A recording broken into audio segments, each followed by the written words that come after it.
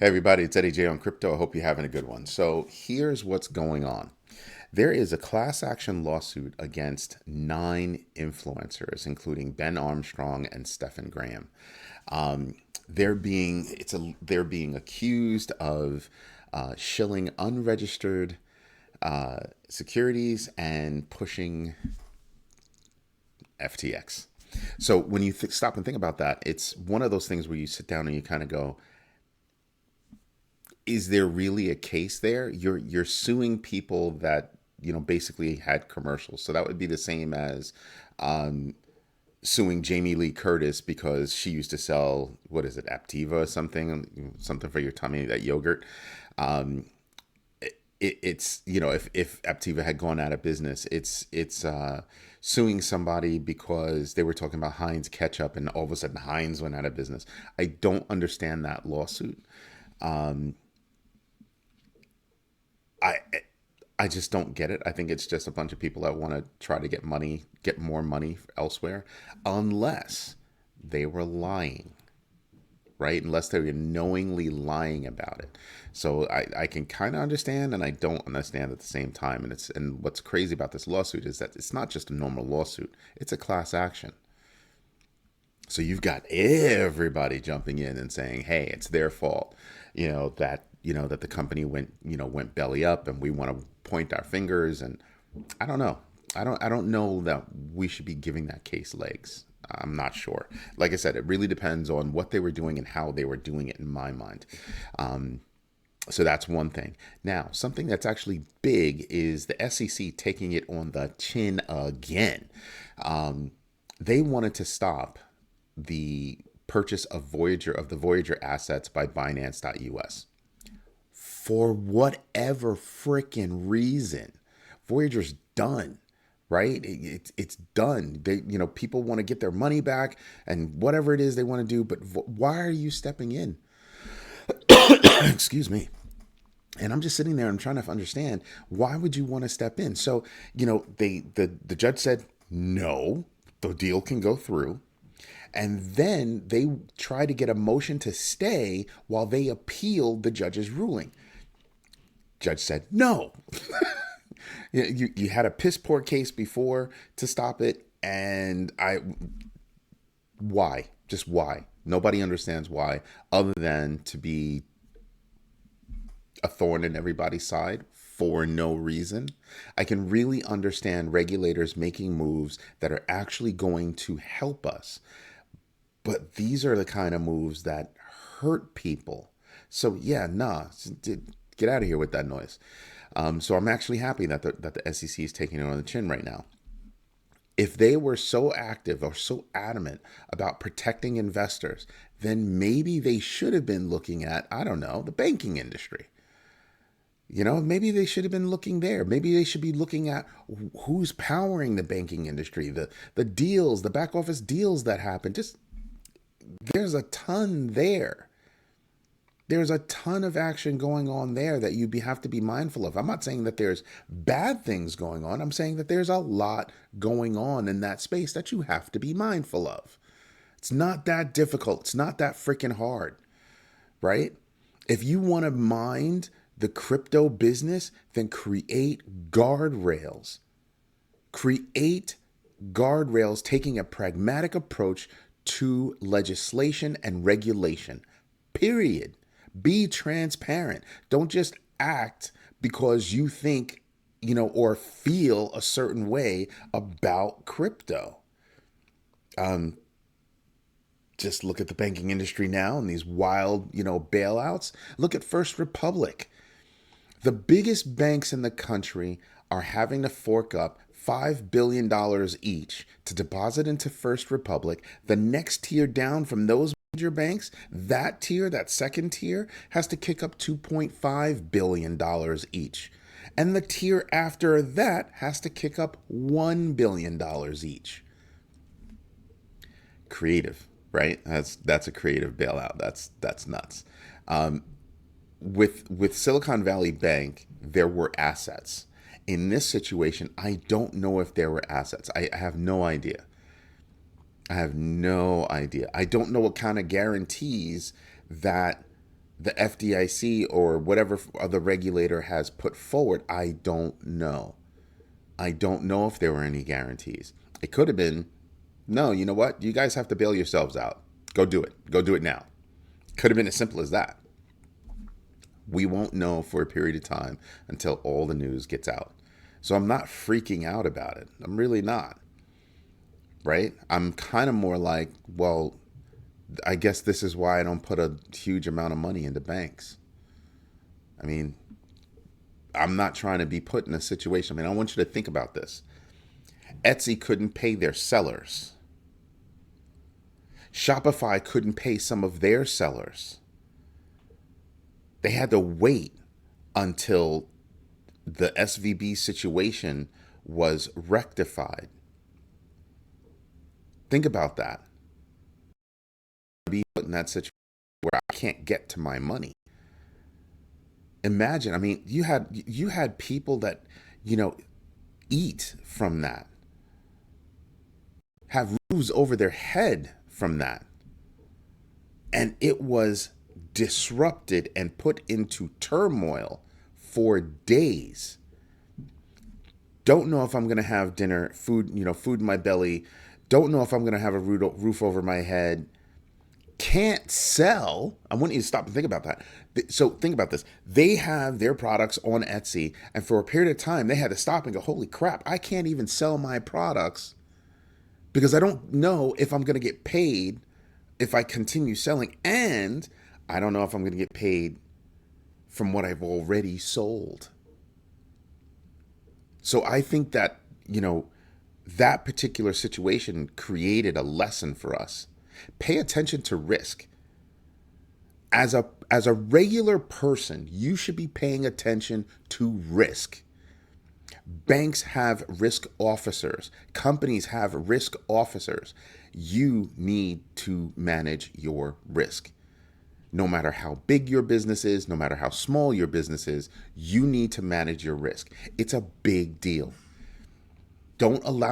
Understand what your situation is. Understand what your transaction process is, your transaction timing, all of that.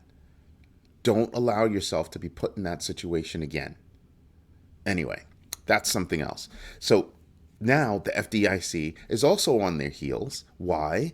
Because it was rumored, but there were some insiders that were actually talking anonymously that were saying, listen, the FDIC is telling people that, hey, if you want to buy this, if you want to buy Signature Bank or Signature Bank's assets, you have to divest from crypto.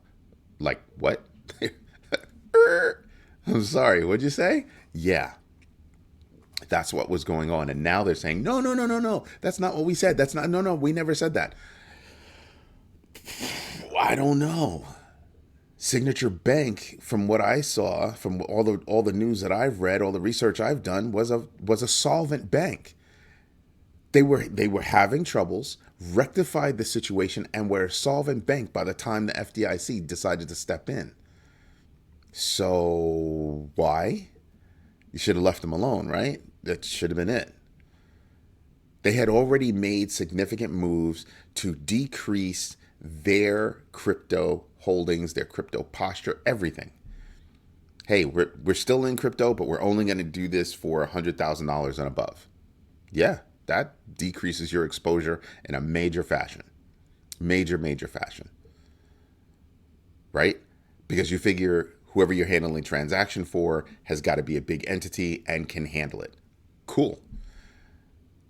So what was the other reason? Because some flimsy reason, like we didn't have faith in management. What? I don't understand that. The only thing that I could see from this is, yeah, you were trying to stomp on crypto because you saw the other crypto bank going under, and you said this is a great opportunity. Let's get in there, and it's not working out too well. So you're catching it. You caught it publicly. Anyway, Mike Novogratz says, get into crypto and get into Bitcoin in a major fashion. Now's the time. I agree. Anyway, you know what we should do? We should get into the numbers because they are actually interesting. I'm actually let me share the screen, and I am going to refresh the data because I haven't refreshed this data, I want to say, for like 15 minutes. And, there have been some moves. So when you look at the downside, you stop right there. These are the only two that are going down. And helium, wow, tanking big. And why are they tanking? I told you a couple of days ago that they're tanking, or the situation that they're tanking from is based off of being delisted. I forgot where they're being delisted from though, but because I don't own any helium, I have to talk to my friend about that because I know she owns helium. Looking at the positive side, this whole list, everybody on this list is up significantly. Aptos 8%. Singularity.net 9%. Why? AI is all over the place. Even Microsoft is integrating AI into Microsoft Office, into Power Apps. You'll be able to tell Power Apps, build me this app, and it'll do it. I mean, I've seen it in action, so it's absolutely nuts. So that's gonna be something. Who else is up? Who else is up that I should be paying attention to? Immutable X is up 14%. Phantom is up 15%. I have a love-hate relationship with Phantom, so yeah, that's just me. And Ethernet naming service is up 14%. That's wow. That's all I can say about that one. You don't need that. We need this. There you go. So 65,000, almost 68,000 ETH burned. The amount of ETH being minted versus what's being burned, there's less ETH. This again is going to drive ETH up. We'll get into the numbers as we keep moving forward, but you start to see it. Fear and greed index, we're still neutral at 51, but I have to say, I think tomorrow you're going to see that people are up.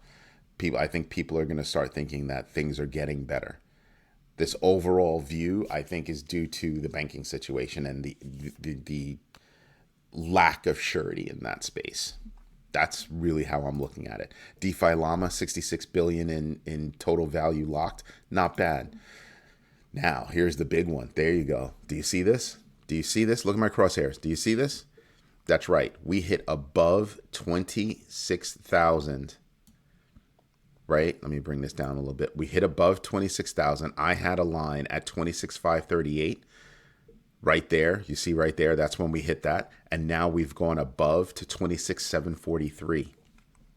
Again, I think these are just big pops as people start to realize that I'd rather have my money in cryptos than in the bank. And you see big buying. That's what I see right now. Do I think that it's going to maintain? I don't know. And I don't know. This is why I DCA, right? I DCA because I do not know what's going to be a top and what's going to be a bottom. I'm looking for a nice little average. You want to know the truth? You're DCAing, you should be DCAing when you're buying mutual funds. And that's how I started. When I was a kid, I was buying mutual funds. And my financial advisor, Bob Zawisha, hope you're out there, man. Love you. He taught me that, hey, look, listen, you need to pay attention to just putting in money every time you get paid. Every time you get paid, just put a little money, put a little money, put a little money. And it builds over time. And let me tell you, it comes in handy when you need it. Really, I've been there. So now I'm looking at this, I'm going, yeah, I'm going to DCA because look at where we were before. We were all the way down, recently, we're talking March 11th. You're all the way down to like 19.6. And then we, jumped up, came down a little bit, went sideways, and now a huge pop, came down a little bit, and a huge pop. And then, battling, going up again, and then going up again. We need to pay attention to these moves. Dollar cost averaging, if you're doing investments, such as mutual funds and things like that, that's a big lesson to learn. Read up on it, do it. Really, teach your kids young.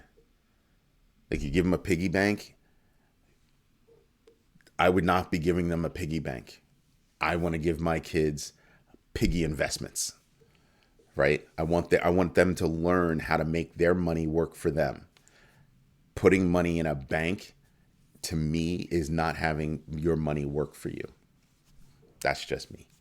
But that's what I pay attention to. I wonder if we'll get the big picture. Oh, God. This website, love it and hate it at the same time. Takes so long for it to come up, and it shouldn't. Anyway, But BTC is up, like I said, 26,633. Ethereum is up $1,725.50. That these are huge moves. Matic is up to $1.19. Now, Matic is trailing that upward momentum, right? Bitcoin is usually the biggest mover on an upward swing, and then everybody else follows along. The difference is that everybody else following along, those could be bigger moves as they come. Like you saw Matic hit what is it, $1.52 just a couple of weeks ago. So I'm not going to be amazed by Matic at $1.19, even though it's had a big move. I don't care. I want to see that recent high, which wasn't that long ago, and the situation was even better. So that's what I'm paying attention to. Are you paying attention to Doge? Doge took a nosedive, and I don't know if they've actually fixed that exploitation hole that they had. Them, LTC, I don't know if they fixed it, but they're riding the coattails up as well. They were down to as low as 6.9 cents, I think lower than that, and now they're up to 7.5. So those are kind of big moves for them. I'm still not getting in just yet, just not. But I look at stacks making even bigger moves. I'm paying attention to all those things because they're opportunities. I'm paying attention to what's deep, deep, deep green. Why? Because I might find something that has real legs that I might want to deep dive and do some research on. Anyway, this is Eddie J on crypto. I hope you like what I'm doing. If you do, drop a comment. I'll try to respond. Ask me something so I can learn something new. All right? Hope you have a good one. Bye-bye.